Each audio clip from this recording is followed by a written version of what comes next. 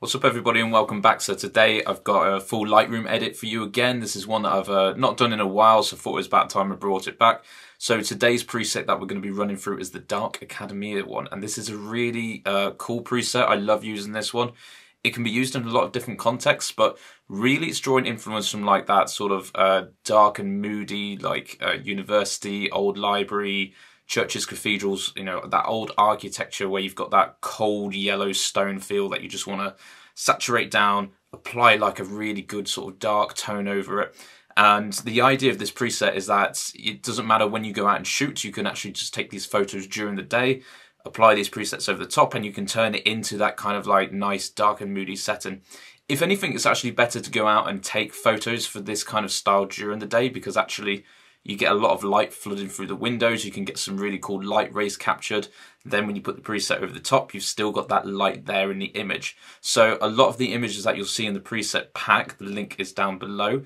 If you check that out, you'll see this preset in action on a few different images as well. Most of these were all taken during the day, so that there is still some sort of depth of light within the image. So the one that we're going to work with today then is this image here, and this is it with the preset kind of put over the top of it. But if we just hit the reset button and go right the way back to the start, you can see that this is actually it's a really bright photo. It's taken of a library within the museum in Amsterdam. It's a really cool place to shoot. If you're ever in Amsterdam, get over to the museum. This is on about the 3rd floor, I think, but it's this massive place and there's just a lot of cool shots, so make sure you take a zoom lens with you to really get in on different places. But anyway, you can see with this photo here, there's quite a lot of colour going on. We've got a lot of greens, a little bit of noise there. To check, the ISO was quite high because it was a really overcast day and I did still want to capture some of that light, so we'll have to deal with some of the noise. But there are a lot of colours going on here, and you've got this kind of strong bright yellow, there's brown as well. So when we're going to start editing, we need to make sure we tackle the fact that we need to bring everything about our exposure down quite a lot. We also need to address some of these colours, decide what we're going to keep, what we're going to get rid of, what's going to be a bit of an accent. To me, this green looks quite nice, so I might try and keep some of this green in here. But really, all this yellow needs to be gone. It needs to be completely washed out like we saw it before. So the majority of this is really going to be controlled up at the top in the basic panel. A lot of the power of this preset is going to be here. We're going to use the curves to apply some of the contrast, and then we're going to play around with the HSL sliders a lot just to make those color choices that we mentioned. So that's our mindset. Let's get in and start editing. So you also see that when I hit reset there, it also recropped it. So I'm just going to go back in, and basically I was trying to get this in sort of a rule of thirds, but I don't quite like this down the side. It's a bit too distracting. That light source is a little bit too much. So basically just going to crop this in slightly there, so that I've got this pillar almost acting more like foreground, and I'm just going to come down from the top a bit as well.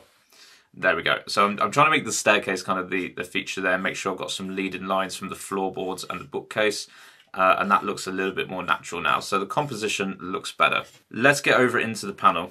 Now I'm actually going to leave the exposure alone. So if you've watched some of my other editing videos, you'll see that contrast and exposure for me are very much like a global fix.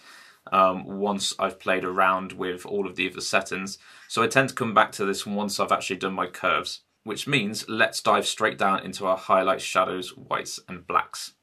So even though I've captured like a lot of light here, we need to darken it down essentially. So I am going to basically saturate out all the highlights, and you can see straight away that has made like a massive difference there. So I'm going to pull that right the way down just to get rid of some of that light, and I'm also then going to pull my shadows up as well, quite a bit. So when I'm thinking about doing this preset, you see here now I've got a bit more of a flatter image. Essentially we're going to be darkening down things quite a lot using like the whites, the blacks, dehaze and the curves. The problem there is we can lose a lot of details, so I'm raising my shadows now so that when I get into doing all of the darkening, I can still see if I go too far and make sure that I've got some details popping out in there. So those will be the first two choices that I make. I'm going to do the kind of a similar thing here, and that I'm going to drop the whites, which are about there. And I'm going to just sort of leave the blacks alone. Now, when I was making this preset pack, a lot of the presets have the blacks in very different places, depending if you want to get more of like a faded look. This works well combined with the dehaze. or if you wanted it to be really dark. So say you've got an image where there is a really bright light source, you probably have to drop those blacks a bit as well. For the moment though, that's looking okay. So let's do a quick before and after take. So you can see there, it's a lot flatter. I've kind of killed some of that light, but that's fine. We are going to bring it back in. But now you can see a lot more of the details in the wood here. Down into the presence area. Clarity, you can kind of go one of two ways. I think here it's already quite smooth, so I'm going to add a little bit of clarity in on here.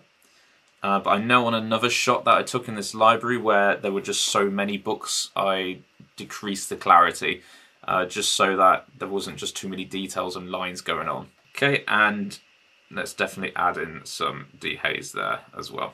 Okay, now I'm going to come back down to the vibrance and saturation in a moment. Let's just first of all get some curves going. Now remember, this is where you can control a lot of your light as well. So the first thing I'm going to do is just drop my shadows, and I'm going to raise it up so it's a little bit more faded. Just put a second point in there as well to control that. And then I'm going to go back up here and just raise some highlights and do the same thing and drop this down. So the mids are quite a cool one to play around with here. Again, if it's a little bit too bright, you can pull your mids down and get a darker feeling to this. Whereas if I go the other way, I can actually increase wherever the light is hitting. So you see those floorboards get a little bit brighter. For this one, I do want to paint in some more light. So I think for the moment, I'm going to decrease the mids, but I may come back and change my mind later on. Now, why did I do that before going up here? A big part of this tone is actually bring the vibrance down quite a lot, and also the saturation. When we play around with that tone curve, remember that we are influencing saturation of colors as well. If you don't know too much about the tone curve, please do go check out that video. So by doing that, now I have a better idea of how I'm going to play around with my colors, and I'm going to go back up here and change the vibrancy and a little bit of the overall saturation. So the vibrancy is quite key here, and we are going to drop this a lot, probably into the 30s to 40s. And you can see that makes a big difference already. So if I reset that and I bring that down, we get rid of all of those harsh tones and we're just muting the colors more. And that's starting to bring us towards that dark and moody style that we want from this edit. The floorboards look a lot better already. The yellows around here and the browns look a bit better. They're just where it's still going to hit is some of these like brighter colors. So let's drop our saturation a bit as well. And do a quick before and after. So we can see now those yellows just feel a little bit more under control. Yes, they're still popping through at the top. We've still got quite a few different colours going on in here with the blues, greens, oranges.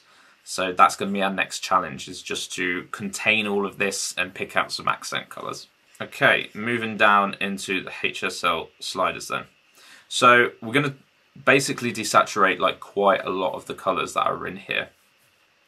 And I go one of two ways when I'm doing this dark and moody style. If I'm doing a full-on dark tone style where I'm basically looking to pull everything out except maybe one or two colours, I'll deal with the saturation first.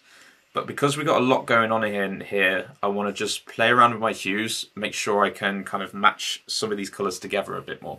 So if you ever want to check, you can just click this, pick on a spot. So if we take our browns that are quite bright at the top there, and we pull up and down, we can see that this is mostly the oranges and reds.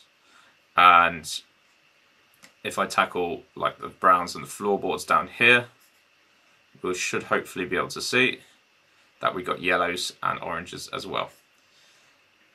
Okay, so the yellows, first of all, I do want to push this more into like a bit more of a warmer tone. So let's pull this towards the oranges slightly. But with the orange and the red, I'm going to leave alone because I'm fairly happy with the brown colour. It just needs desaturating out quite a lot there. So let's pull out loads of that then. If we just whack the orange right the way down to 100, you can see now our brown that was on the ceiling and down here that we identified by using the marker up here, it's been completely sucked out, and we've already got that dark and moody style. Now, depending on your edit, you can bring in those oranges a little bit more if you still want like that brown kind of feeling to be present, or you can completely suck all of them out. I think let's go on about 90 and just have them slightly in there still, so we can just see that brown up at top. With our yellows, let's pull them down as well, but not as aggressively because they are already quite muted. And reds, I think I'm going to leave alone, personally, just so I've got that warmer tinge to those browns there. Let's go down into the luminance for those warm colours. With the oranges and the yellows first then, so I want to darken down anything that was brown. And again, this is why I'm not using like my exposure like further up. I'm instead identifying areas that I want to darken and seeing if they've been dominated by colour, and then using the luminance slider of that colour. So we've basically identified we've got these brown areas that are dominated by the orange, so we're going to decrease the oranges.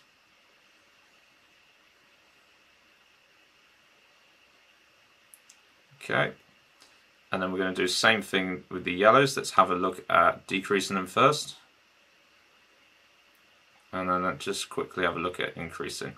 Now, the difference between here is, whilst yes, the yellows are present in the floorboards, remember that I said by us bringing the highlights down further up, we actually lost this light source that's on the floorboards a little bit more, and also on the ceiling. So I'm going to use the luminance slider on the yellow now to actually bring in a bit of that light source back on those floorboards.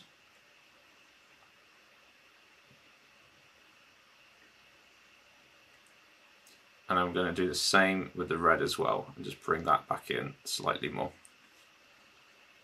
There we go. Let's just toggle on and off. So we can see we've got a bit of a dark and muted feeling, but now we've got a slight bit of that light here. Still not too concerned because we're going to do some masking and bring some of that back. And just remember, this is about getting a nice flat edit. Okay, into the bookshelf then. We've got our blues down at the end, some bit of red kind of poking through there. And we got our greens as well. I do quite like this green that's going on, so let's just have a play around with that first. I'm actually going to push it, I think, more towards the yellows. So my greens there. And then let's just desaturate them because they are sticking out quite a bit at the minute. I like it as a little accent, but it's got that dark tone feel where just something's poking through. Instead, we're still trying to go for an overall dark and moody feeling here. And then for our luminance, let's lower that as well, just to help blend it a bit better. Into the blues, so I'm looking at this part over here now. Let's completely suck out aqua. And then let's just bring the blues up a bit towards the purples. And again, let's desaturate the blues as well.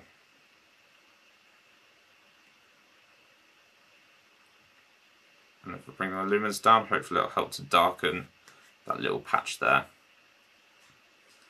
Okay, that's looking alright. So I feel like I want to bring my greens back in a little bit more. So I'm just going to raise the saturation on that. I'm just going to double check using the marker on here by clicking into place. So a little bit of aqua is present in there. You can see by sucking that out, that has kept it in control. But let's bring some of it back in. And again, it's fine. It's fine to make a decision and then go back on yourself. A lot of this editing, I'm kind of rushing through step by step, but you will find you'll go back and forward because every photo is going to be different with this. So never take these settings exactly as you see them. Okay, and definitely don't really want any like purple and magentas in this at all. So what I'll tend to do here is I'm just going to push the purples sort of fully towards the blue channel, and then I'm just going to suck out the saturation on all of those. There's not really much going on in here anyway, but I don't want it to influence anything, so I'm just going to remove it. So let's toggle off our color changes. Now you can see we got a nice kind of fixed exposure, added a bit of contrast in. Now we've used the HSL panel to really control those colors rather than diving straight for like pulling the saturation right the way down.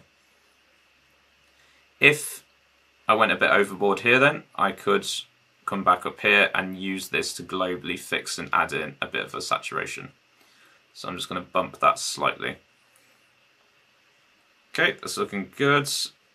Again, down here now, I can choose whether I prefer to have my midtones raised a bit more or if I want to drop them down. Because I'm going to do some masking, I'm going to keep them dropped down to give the overall image a bit of a darker feeling. Last bit then is the color grading. Now, not all of the presets I've created for this pack actually have some color grading in it, and when they do, it's mostly in the warms. So I think we're just going to add a little bit of highlights in over here.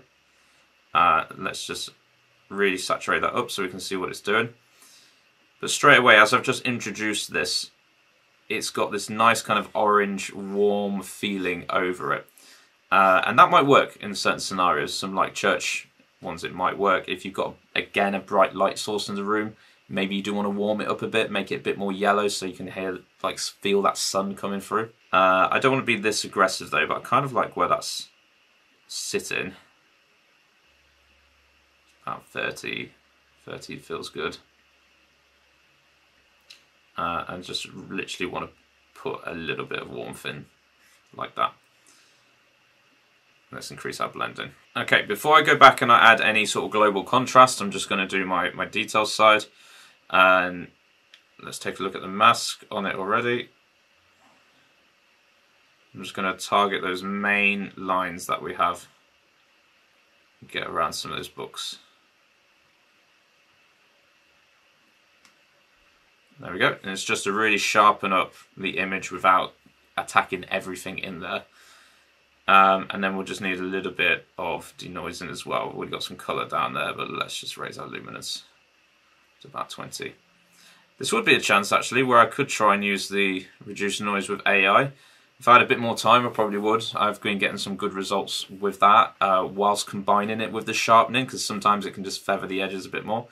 But I am on my laptop at the minute, so if I was to do that, it's going to take like 5 minutes, and I don't have the patience. So a bit of manual noise reduction for now. Last one then, just a bit of a vignette fixing on there. Again, I'm about to do some masking on this, but let's reduce it slightly. There we go. Lower that midpoint as well. And we're just going to feather that. And this is a very general vignette. You might see me do quite a lot. I like the midpoint just to be in a bit more, especially when going for this dark and moody style. It doesn't make it look as obvious that you've just got this black frame around the edge. But at the moment it is quite subtle, so you can see as I toggle on and off there. Just quickly back up top. I'm going to gently knock my exposure up slightly. There we go, and that's giving me a nicer bit of light on the floorboards and just a touch of contrast. Now you see that throughout all of that last sort of edit I've had my reference image open, and that's just because now that I've gone so far with desaturating all those colours, I like to just have the original open so I can see with my eyes like what the colours are, and also with the light as well to see originally where I had the light so I know what I'm affecting. But now we just want to do some masking to finish this image off. Okay, so first thing I'm going to do, I'm looking at my light sources here. I want light coming across the floorboards, over these bookcases. I want to darken down these pillows and create a bit of a darker area here. So let's take a linear gradient. And we will darken the exposure down on that. Increase the contrast slightly. And I'm going to do the same for the other side as well. Just avoiding that light at the top.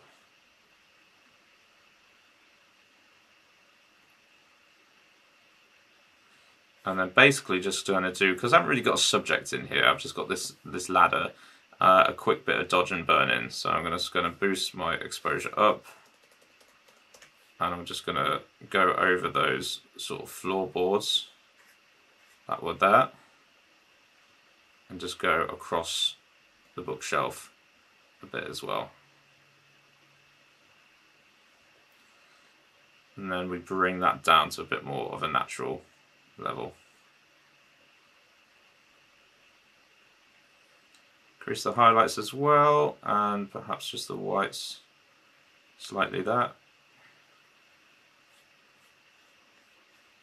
We'll go for the ceiling too. Okay, and then other side of it, we're just going to grab another brush, basically do the reverse, and we'll do a bit of burning up top. So just where these beams are, maybe just that little bookcase at the end, a little bit of a shadow down there. And then finally just going to get that brick wall a bit more. So I'm just adding to the vignette I've already created. Contrast, whenever I tend to bring that down. There we go. Let's bring that back to a more reasonable level. So very, very quick bit of masking, but again, it's just to give you that feeling of when you apply these presets, it's not one click, one fix. It's not the end of it. You need to basically go in, do some light shaping, do some masking. Very, very quick work, but you can see there I'm just painting in where my light might be, where I've got that. I probably then tag one more on top.